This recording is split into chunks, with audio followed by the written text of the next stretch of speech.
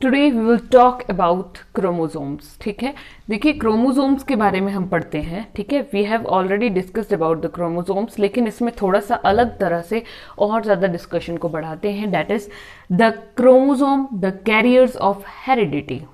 Okay, carriers of heredity. Heredity का मतलब क्या होता है कि कैरेक्टर्स का ट्रांसफर होना पेरेंट से ऑफस्प्रिंग तक। ओके, अब heredity means transfer of character from parents to offspring. तो कैरियर कौन है, मींस कौन उस ट्रांसफर को कर रहा है, तो क्रोमोसोम।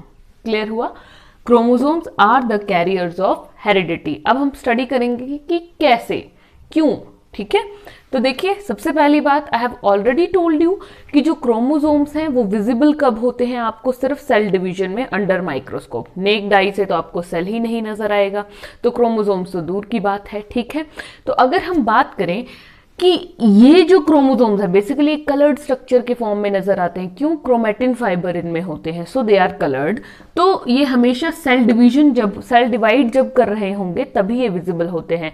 रेस्टिंग स्टेज पे कभी भी क्रोमोसोम विजिबल नहीं होते हैं। एंड वाई सो, क्यों विजिबल नहीं होंगे?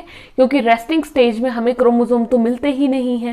Chromatin fibres, dense condensed packed chromatin fibres हमें मिलते हैं, क्रोमोसोम्स नहीं मिलते हैं हमें। ठीक है ना, नॉर्मल स्टेज पे। लेकिन सेल डिवीजन पे we get the chromosomes under microscope. Okay, so अब देखिए होता क्या है, कुछ फोटोग्राफ्स क्लिक की जाती है। वो एक स्पेशल टेक्निक है कि कैसे आपने माइक्रोस्कोप के अंदर फोटोग्राफी करनी है। Okay, that is a different funda, but what you have to learn from this, that जो भी फोटोग्राफ्स आप ले रहे हैं डिफरेंट क्रोमोसोम की, फिर उसको फोटोग्राफ्स को अरेंज किया जाता है according to size and shape. और ये जो साइज एंड शेप के अकॉर्डिंग हम अरेंजमेंट करते हैं, this is known as karyotype. इसे क्या कहते हैं?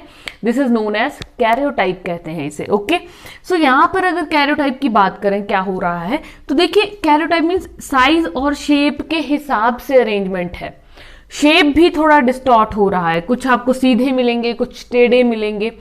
ओके, सो यहां पर क्या हो रहा है बेसिकली कि ये लार्ज साइज है और फिर स्मॉल स्मॉल स्मॉल स्मॉल के अकॉर्डिंग अरेंजमेंट हो रहा है। And then shape automatically changes, कुछ आपको टेढ़े मिल सकते हैं। ये जो क्या होता है, दिस इज सेंट्रोमेयर एंड ये क्रोमेटिड्स हैं। तो कुछ क्रोमेटिड्स हो सकता है ऐसे करके टेढ़ी होंगी, कुछ बिल्कुल स्ट्रेट लगी होंगी। Okay, so that is karyotype. Next is total number of chromosome कितने होते हैं। देखिए ह्यूमंस में अलग होंगे और अन्य जानवरों की बात करें, प्लांट्स की बात करें, तो उनमें नंबर ऑफ क्रोमोसोम्स डिफर करेंगे। Okay, humans have 46 chromosomes. अगर आपको बाकियों के याद रहे ना रहे, it doesn't matter, always remember that humans we have 46 chromosomes, that is they always exist in pairs, that means 23 pairs। ठीक है, तो यहां से आपको एक बात पता चल रही है कि क्रोमोसोम्स यूजुअली आपको पेयर्स में मिलते हैं।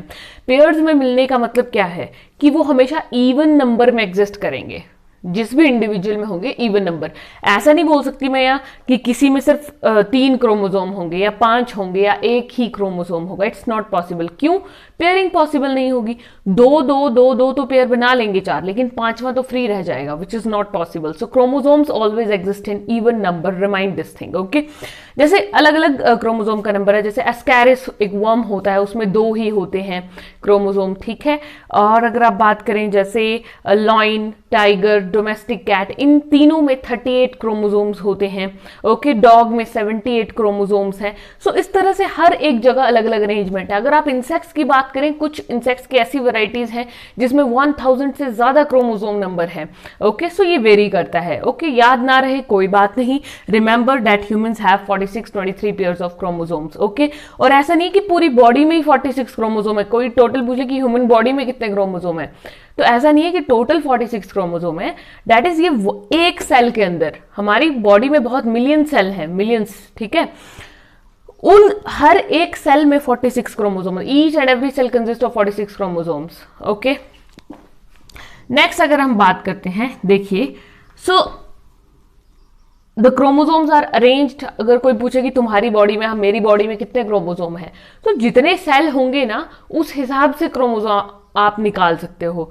Number of chromosomes is not fixed कि इतने ही होंगे। ठीक है, डिफर करेगा ना ऑब्वियसली, किसी में सेल कम हो सकते हैं, किसी में ज्यादा हो सकते हैं। Okay, so that will very accordingly.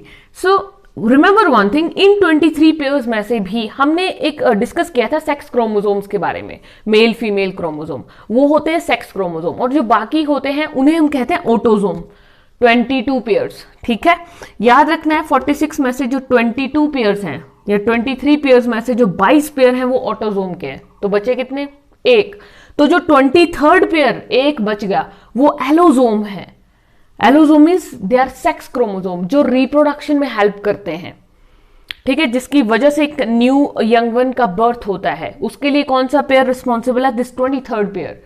और ये जो 22 पेयर्स हैं ये अदर फीचर्स को कंट्रोल करते हैं बॉडी में। ओके, सो याद रखना है कि जो मेल्स होते हैं उसमें अरेंजमेंट कैसा है क्रोमोसोम का? XY, अलग अलग तरह के, ये माइक्रोस्कोप के नीचे देखा गया है, ठीक है। और फीमेल्स में क्रोमोसोम कैसे होते हैं? XX, ठीक है, सेम। फीमेल्स में सेम क्रोमोसोम है XX, ओके। और जो मेल्स है उसमें क्या है? XY, ठीक है। इसको शेप के अकॉर्डिंग X बोल दिया गया।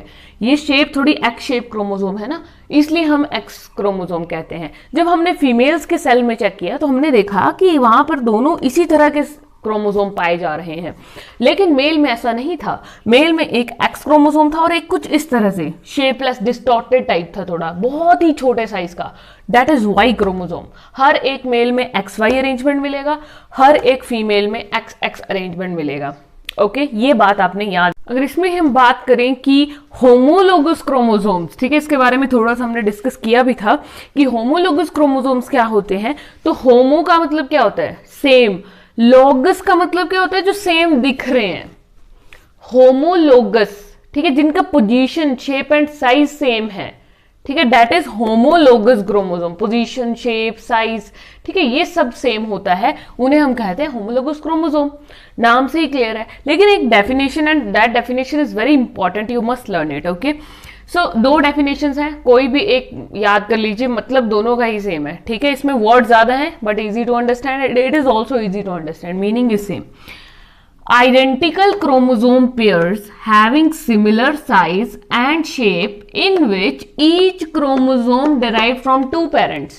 सिंपल सी बात है, कहते कैसे ये, इस वर्ड को याद रखिए, दीज आर आइडेंटिकल होते हैं, बिल्कुल एक जैसे दिखेंगे आपको, सिमिलर शेप होगा, सिमिलर साइज होगा। सपोज कीजिए if I draw structure like this, see, ठीक है, this is one pair, okay, and this is second pair, totally same, I draw them, तो ये आपस में क्या है? होमोलोगस हैं। दीज आर होमोलोगस क्रोमोसोम्स, ठीक है। लेकिन अगर मैं इसको कुछ इस तरह से कर दूं तो क्या ये होमोलोगस रहेंगे? सपोज लाइक दिस, नो, क्योंकि साइज क्या हो गया? डिफरेंट हो गया। और अगर सपोज कीजिए मैं शेप को भी थोड़ा सा डिस्टॉर्टेड कर दूं कुछ इस तरह से, तो क्या ये होमोलोगस क्रोमोसोम्स हैं आपस में? नहीं है, obviously. But when they are totally same then they are considered as homologous chromosomes. So they are totally identical. Identical means एक जैसे दिखेंगे आपको, ठीक है, हैविंग सिमिलर साइज होगा, बिल्कुल बराबर साइज, बिल्कुल equal shape, in which each chromosome is derived from two parents. दो पेरेंट्स से आए हैं, obviously, male parent, female parent से आ रहे हैं आपकी बॉडी में। या सिंप्लीफाई करके आप इसी डेफिनेशन को ऐसे भी बोल सकते हो, a pair of corresponding chromosomes of same shape and size, one from each parent. Same meaning है कि पेयर ऑफ कॉरेस्पॉन्डिंग मीन्स एक जैसे, एक दूसरे के साथ जो मेल खाते हैं, ठीक है, और same shape and size, one from each parent. Clear? ठीक है, ये है होमोलोगस क्रोमोसोम्स की अगर हम बात करें, ठीक है।